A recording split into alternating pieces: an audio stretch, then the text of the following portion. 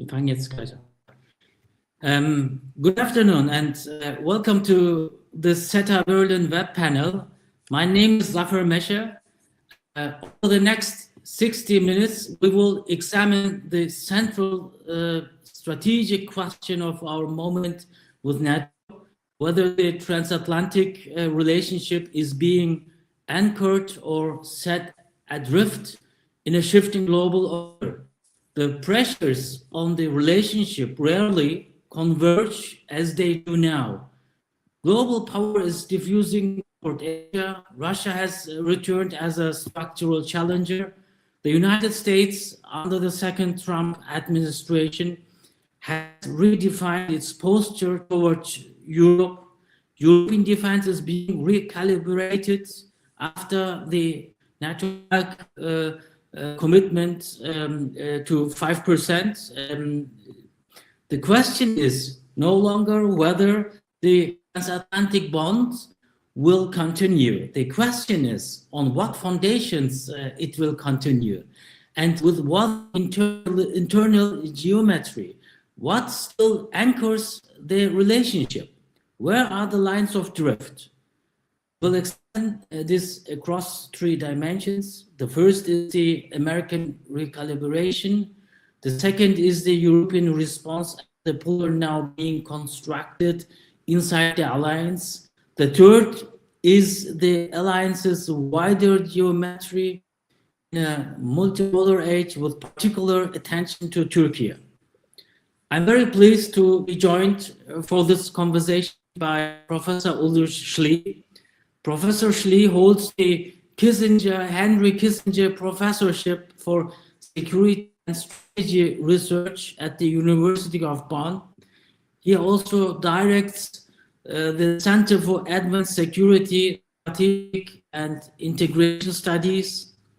Before his academic appointment in 2020, he served for 27 years in the German Foreign Service. From 2005 to 2012, he was director of the planning staff at the Federal Ministry of Defense. Ich fürchte, ich kann nichts hören hier. I'm afraid I can't hear your voice. I think there's a technical problem. Oh.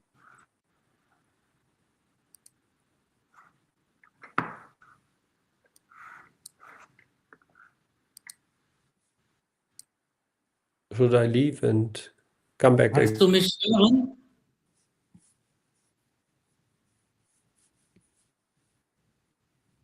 İbrahim burada mısın? Hocam duyuyorum ama. Yes, I can now hear you. So it's a problem if you Can you hear me right now? Hear me, of course. Your micro it's active.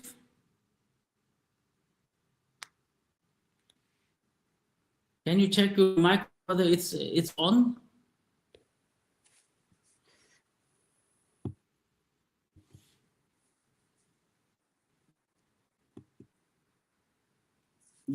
You can see me, but you cannot hear me.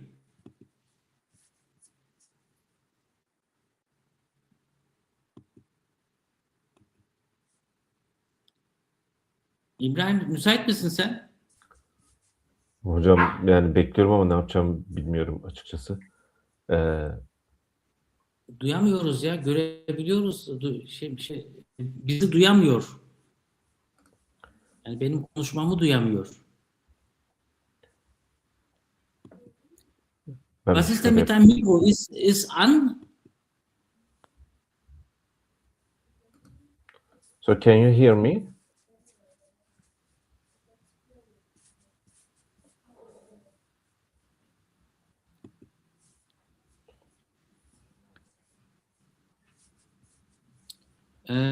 Wahrscheinlich, du kannst uns, glaube ich, nicht hören. Ich rufe dich mal an.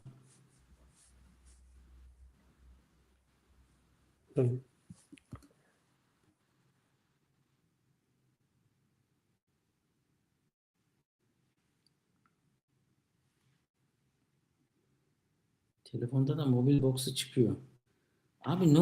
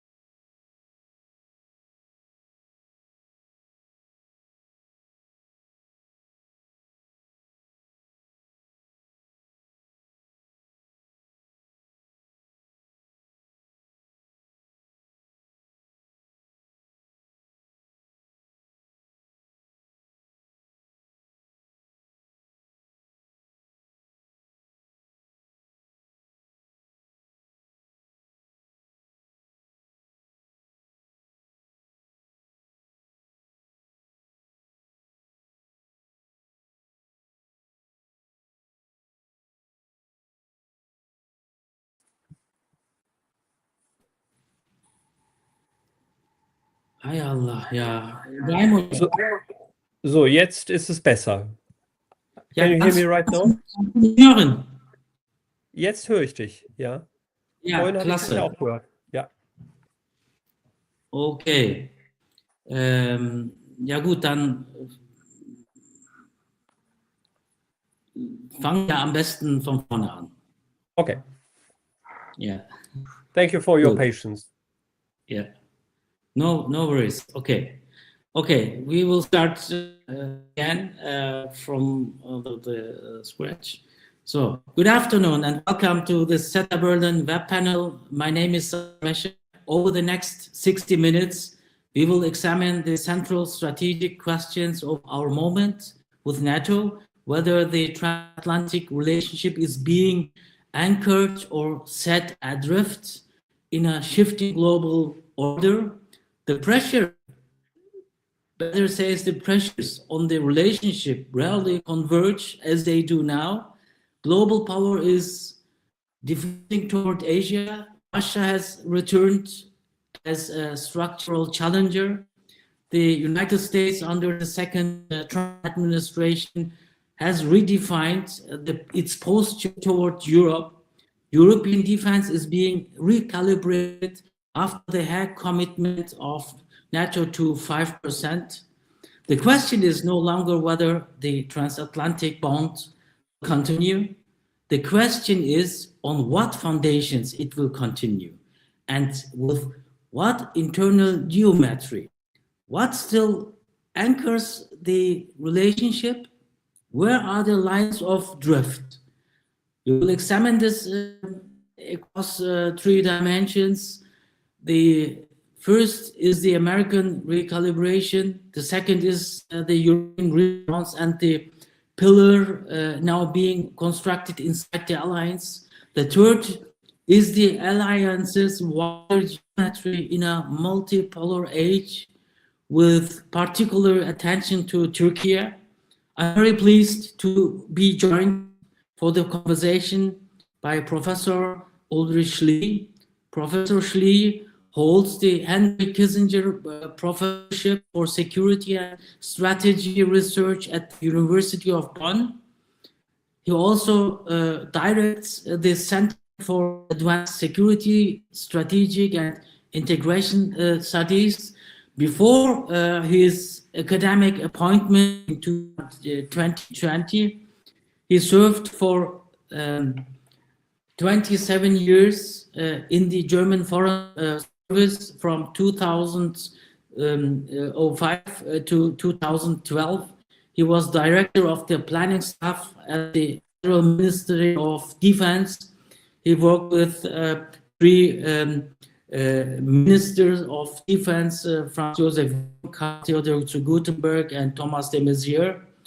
He has held visiting positions at Harvard Tufts Science Pole, the Institut d'études politiques de Paris, and the NATO Defense College in Rome, and currently holds a joint research professorship at the University of St. Andrews.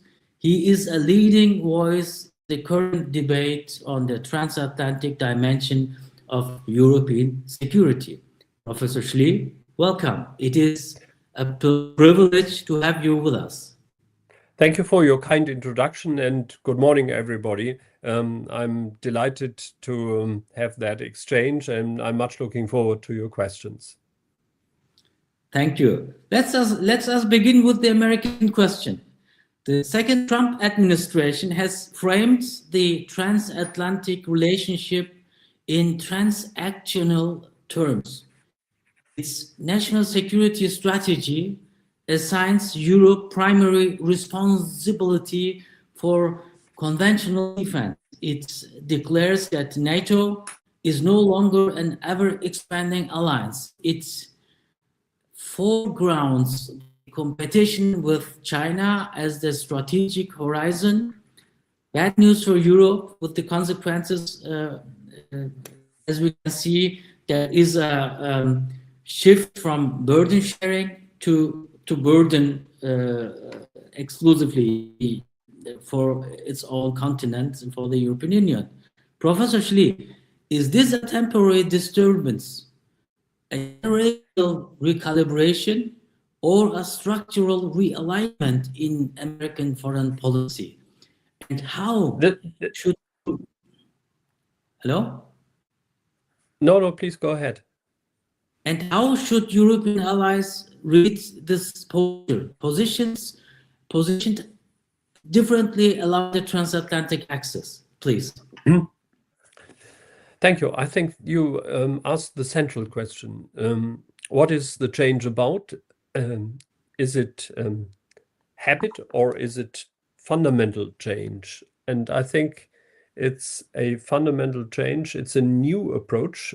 We have seen several elements of it already in the first Trump administration, but this time it even goes beyond what we have seen there. Trump looks at the world and America's role in the world from a cost-benefit analysis. He is eager to bring the Europeans to the table in terms of spending more money for our common defense. He has reshaped the North Atlantic Alliance. This is the better part of the news. He even succeeded in what several administrations failed, that the Europeans deliver more. Recall the speech, the farewell speech the then Secretary of State Robert Gates gave in Brussels when he attacked heavily the Europeans. This is more than 13 years past, but now we see that the Europeans deliver. The second part of the answer is that Trump seems to have no doubts or hesitations to risk the future of the Atlantic Alliance. It is even now imaginable that Trump decides that America has to leave this most successful alliance, and that is the core of a defining moment. I think Europe has missed many buses in the past, but now they see that they are under tremendous pressure to bring more to the table, to deliver.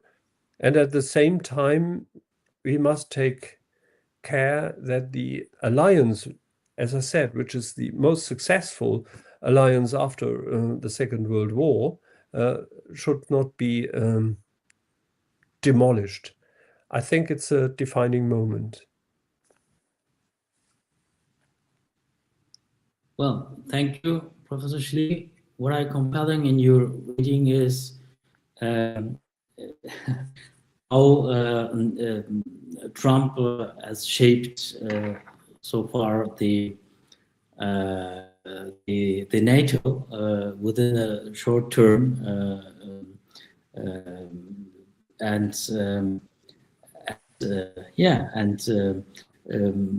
I think it is can be connected with the question as well. Does the centrality of China in US strategy reshape how Europe should think about its own deterrence when we look further? Professor Schlie. This question also has two elements. The first is that the Europeans undoubtedly must step up. The old saying, more bang for the buck, is still valid. So Europe must end its sleep over European security, adapt, but Rome was not built in one day, so it needs time. And the question is, with a leaving or with a withdrawal of the United States next year, or probably in 2028, Europe would not be in a position to replace the United States in terms of Atlantic alliance.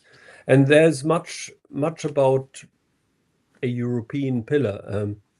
But as I can assure you, there is no real European pillar in NATO.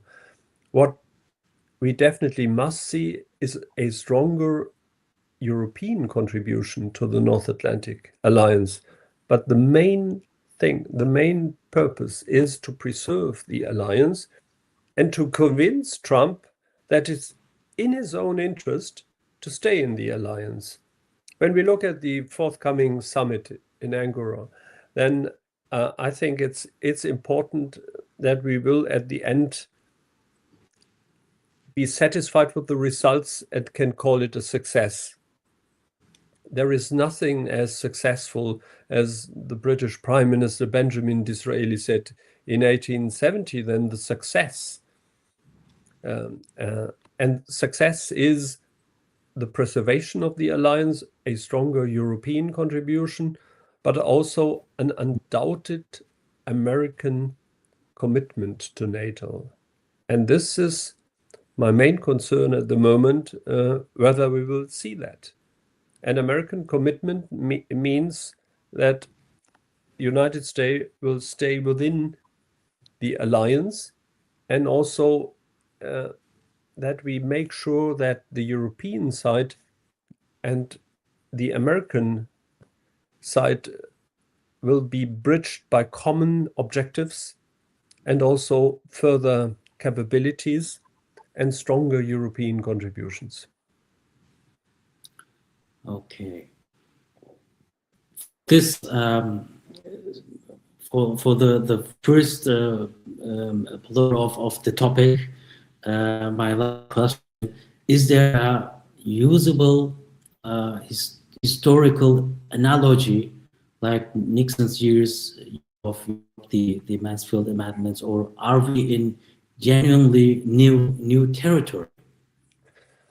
When you go back in the history of the alliance, you will recall several moments where we had, I would call it, fierce debates on burden sharing between the Americans and the Europeans.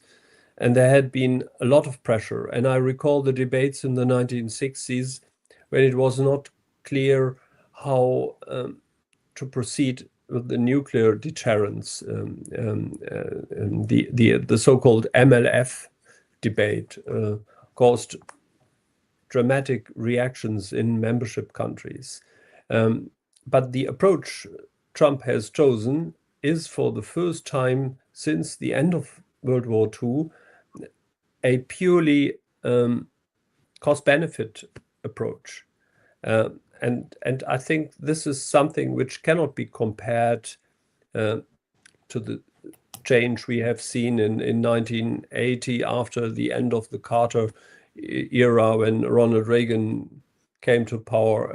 It cannot be compared to Nixon's approach or to Truman's policy in the Cold War. Perhaps the situation in which we find ourselves can be compared with the situation of 1945, when an old order faded away and something new developed, which had no name at the time. And we have to be very, very careful about the consequences of these power shifts. We have to be very, very careful. What does that mean for our countries, for Turkey, for Germany, for France? And this is the explanation why so many think that the current world state is in a kind of limbo. And that makes it far more complicated, because everyone has vested interest, but also common interests. And I think, again, the main objective should be to convince Trump that it is in the American interest to preserve what has been so successful in the past. Okay, so thanks for the first dimension, the American question. Now we have to talk about, of course, the European question. It's the second dimension, or web panel.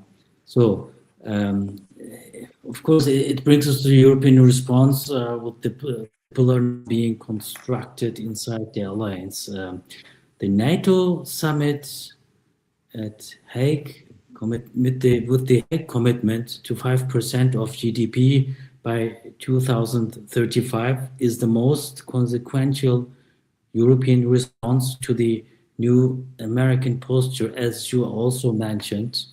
But spending is only one element.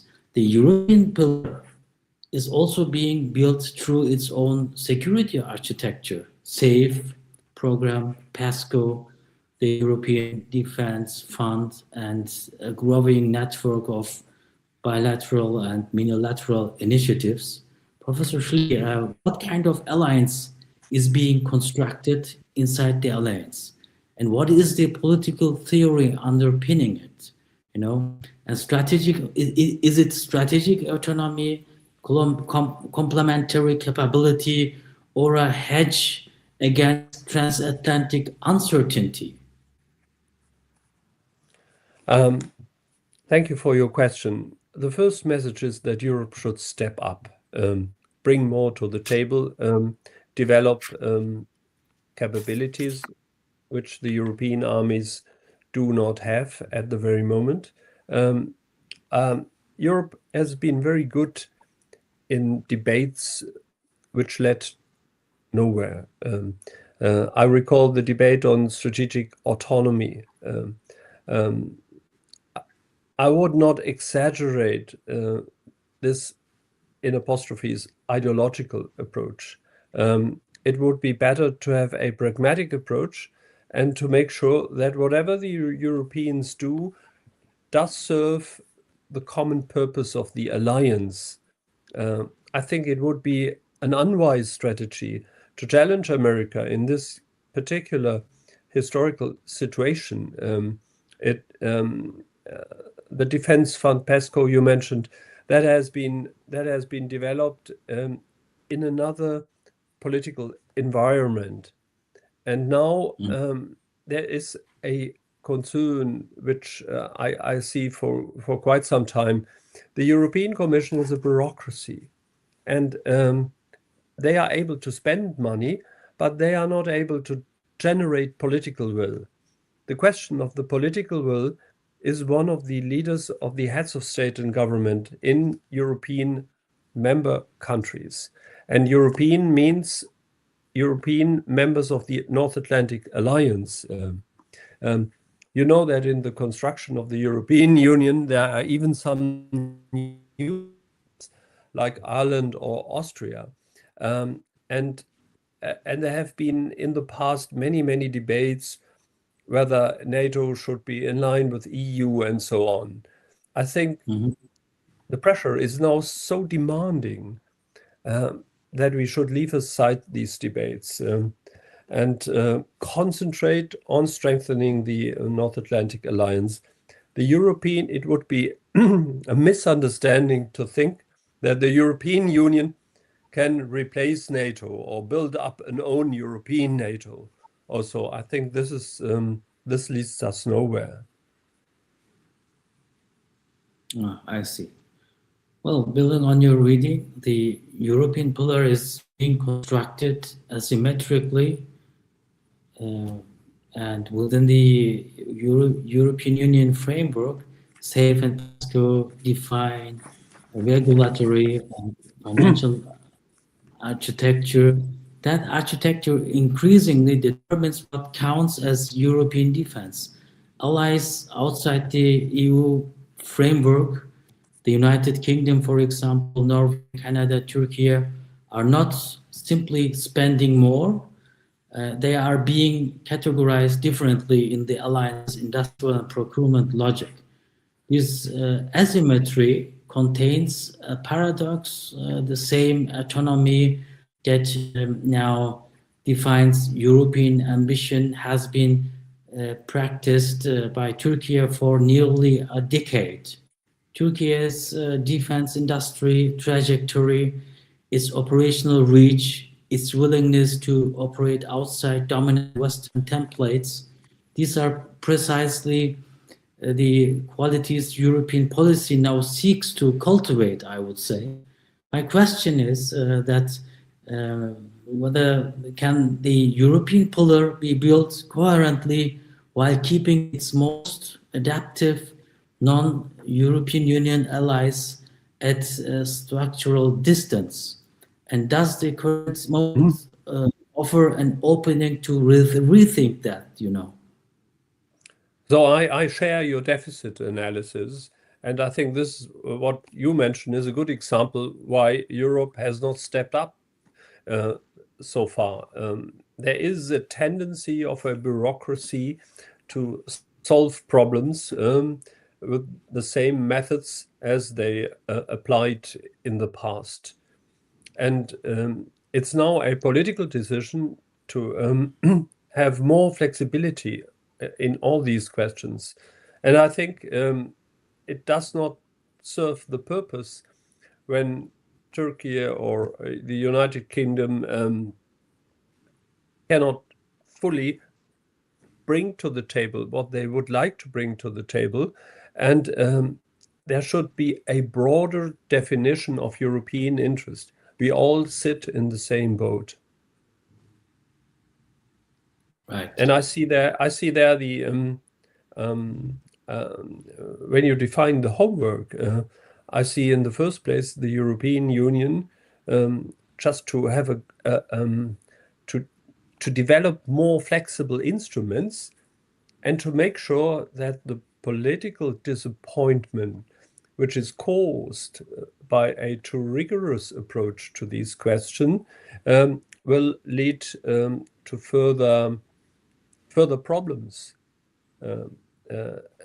As I said, and I repeat that point, is we don't have the time to wait another decade. It's now high time to act. Right. I would be interested to know where does the German position of the German government, what is the German government's position currently, including third states into SAFE as participants? What is the position of Chancellor Merz, for example?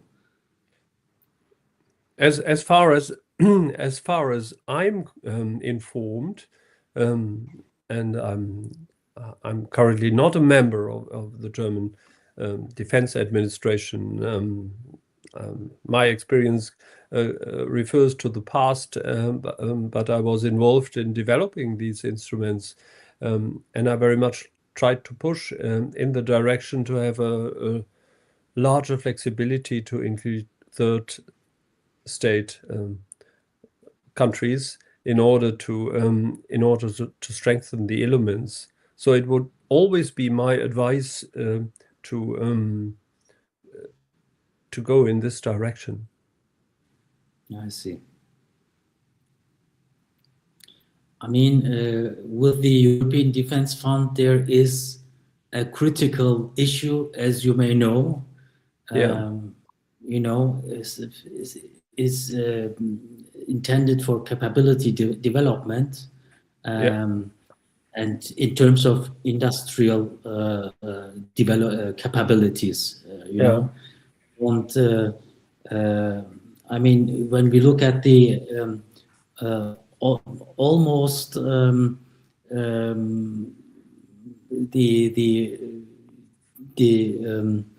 cancellation of the FCAS project, and we know why, because there is a huge competition between industries, for example, France and Germany. The question is it very efficient capability development project, the European Defense Fund, or has it become primarily an industrial protection mechanism and competition? That's in theory a question, but in practice it always develops in the direction you described. And this is the point where the policymakers should come in. I think it's what is in our interest. In our interest is not to serve the interest of players from industry, but we do have a common political vision, and therefore the policymakers should intervene and readapt the instruments. I mean, these instruments are not untouchable, holy results. So these instruments should serve the political purpose, and it's in our common objective to strengthen the European, and as I declared, in my view, European means not strictly limited to members of the European Union. I think we should take as a starting point the composition of NATO, and I think exactly, I fully understand the background of your question, but I think this is a good point where the bilateral political relationship between our two countries can initiate further changes of instruments in Brussels. But it's not an easy play. You know, whenever you bring something in Brussels to the table, there will be opposition. But as I said earlier, new realities demand new ways of thinking, and therefore the current thinking in Brussels also needs some adaptation. By the way, I mean, we have also NATO's its own defense industrial production action plan, you know, and Yeah. how does it cope with the European Union instruments? Is it complementary or compelling, or what do you? I have less knowledge on that. That's it's a real Well, I question give of an knowledge. annual. Yes. I give an annual assessment in the yearbook of the European integration on the relationship between NATO and EU. And when you look there, much has been improved in the last couple of years. But your question is exactly pointing to a shortcoming. We do not have as a political reality, when you look to the defense planning mechanism and the defense planning system, we have a very elaborated defense planning process in NATO, and we do not have the same in the European Union. And I think there is a mismatch. But in an ideal world in which we do not find ourselves, it should be fully complementary. Right. Fine. And now, since we discussed about the European question, so it is the next is in the logical chain. You know, when we talk about the security architecture of Europe, we saw SAFE and the PESCO and the European fund, etc. And now we have to, I think, think about how to cope NATO members in Europe who are not a member of the European Union, and how to at what extent and how we can integrate these countries. It's as we mentioned before, Great Britain, Norway, Türkiye. So my question in that context is that I mean, I looked at your assessment of Türkiye in the North Atlantic Alliance. There was a chapter 2021, and it's the title is Turkey and the North Atlantic Alliance, something you wrote 21, a balance sheet and perspective offered a balanced assessment that resisted both excessive criticism and uncritical endorsement. 5 years later, after what you wrote at those times, several of the dynamics you identified have intensified, I would say. Turkey's defense industrial base is more developed. Its foreign policy posture is more independent.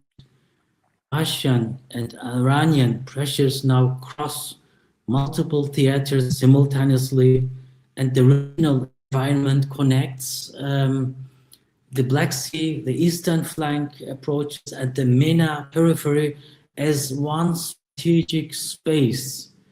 When we look at all actors who have their influence in all these three areas, and within the broader pattern of regional contributors, the Nordics in the high north, Poland and the Baltic states on the eastern flank, Italy and Spain on the southern flank.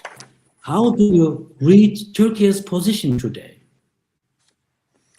Well, when you look at Turkey's position from a strategic perspective, it has undoubtedly increased in value for the alliance.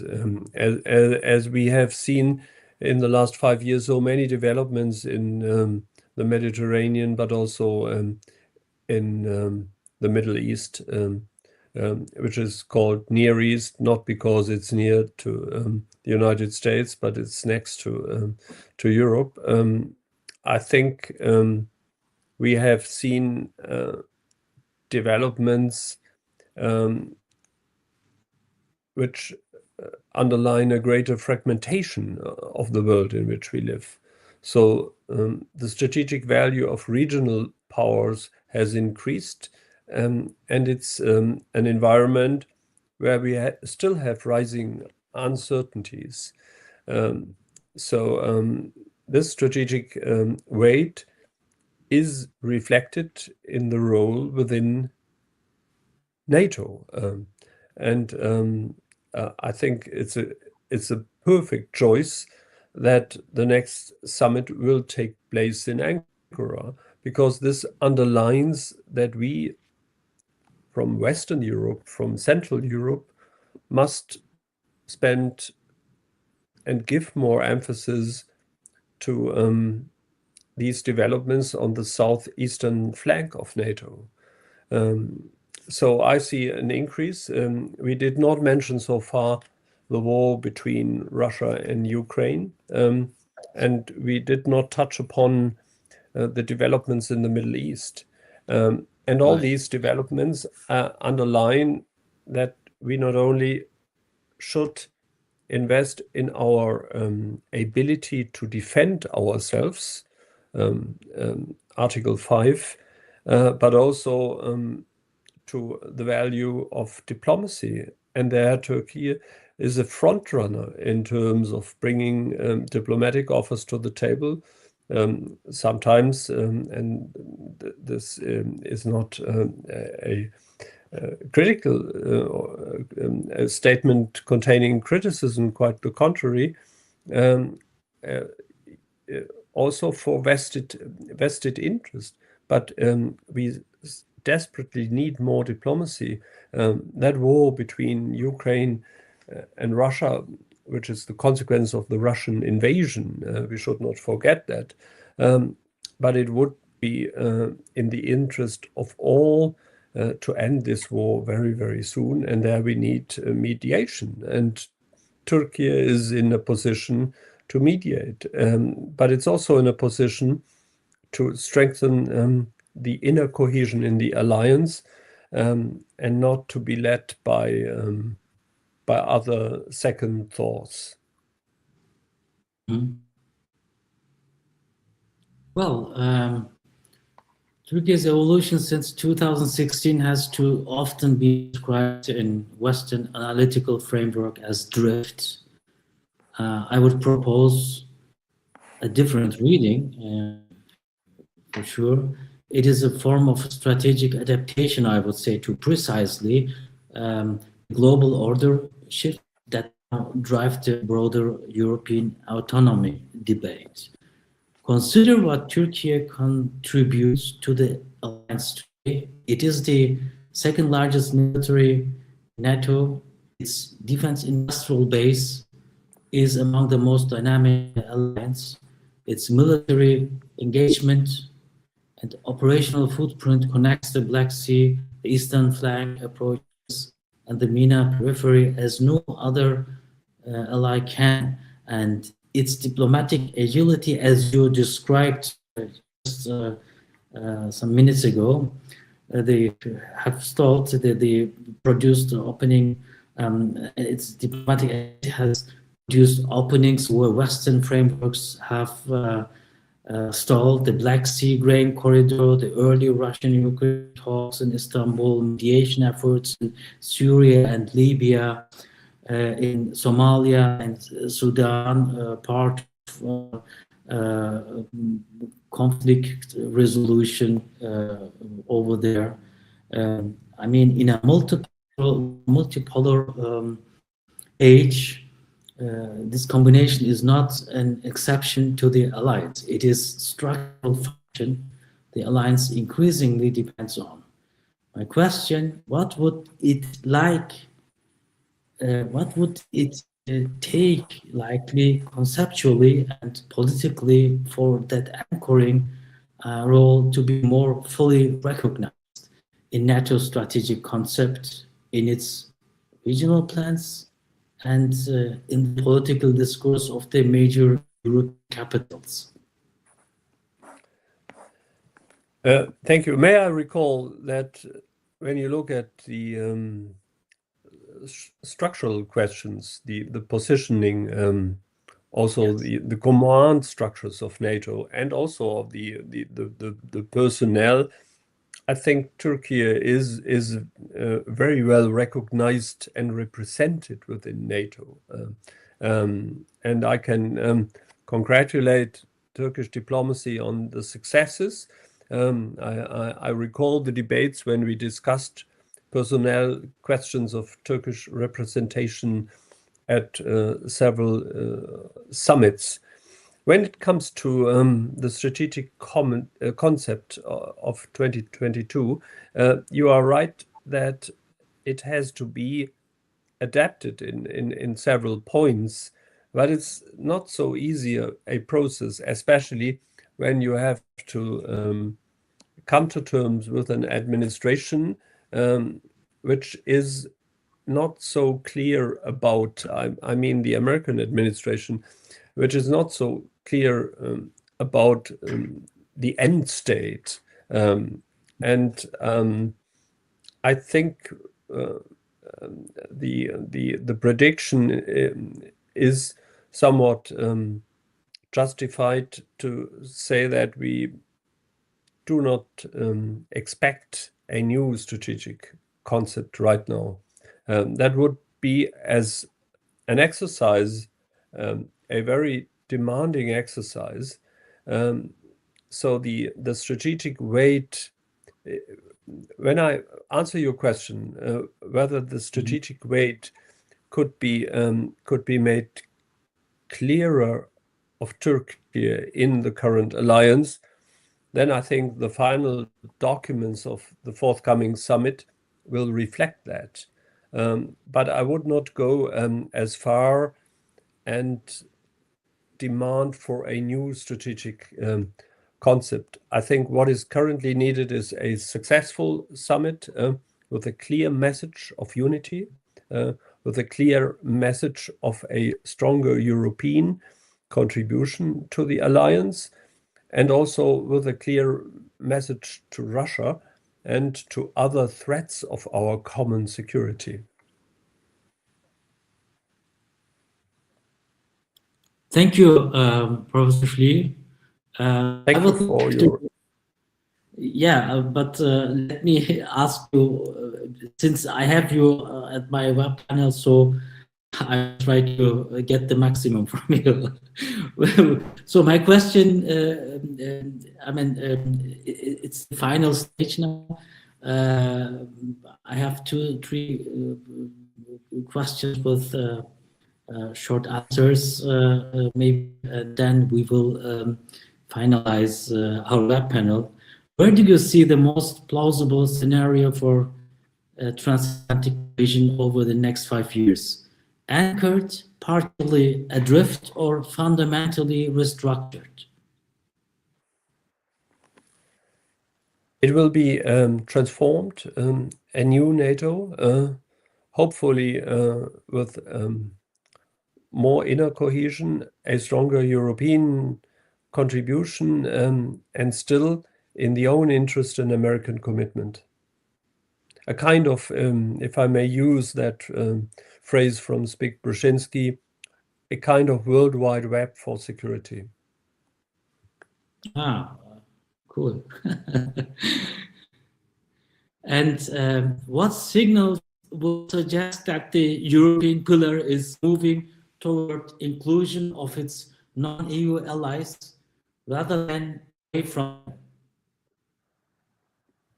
A common understanding of security, where we hopefully would look less at questions of EU or non-EU membership, but where we bring to the table to the alliance whatever it takes from the European side, and less theoretical debates, and more practical commitments and a common spirit. Right. Thank you. And before we really finally close the web panel, I would like to ask each of us, I will ask myself and I will ask you to name a single variable to watch in the months ahead. Not a prediction, a question that the period to come will help us answer. My variable is whether the European pillar is built in ways that hold its most adaptive non-EU allies at structural distance, or when the political conversation begins to open. Even small movements in that conversation would, according to my understanding, would signal that the categorical question we discussed here is beginning to shift towards anchor and not anchor, but not adrift, should be now option for the take of a robust autonomy. So what would be your variable? My under the assumption that we have rising strategic uncertainties, wars to come, divides, domestic European problems, I would put all eggs in the basket of solidarity. I think when we concentrate on our alliance solidarity and what has been achieved in the past, we should be quite optimistic that we even can come to terms with ourselves and leave aside all these theoretical debates which lead to a weakening of our institutions. My message is, let's work together to preserve the alliance as such, as the most successful alliance in history after World War II. Well, it's a great sentence, which should be, according to my understanding, should be the final message of our web panel. Professor Schlie, thank you Thanks very so much for your interest, and I wish you and everyone who watched and listened a good day and looking forward to seeing you soon in Ankara or Istanbul or wherever. Thank you so much. Hopefully. Thank you so much. Thank you. And also to Thank you. our audience, our recording of this session along with a short analytical brief will be available on the SETA website in the days following. Forward to continuing this conversation. Thank you. Thank you. Professor Goodbye. Schmidt. Thank you.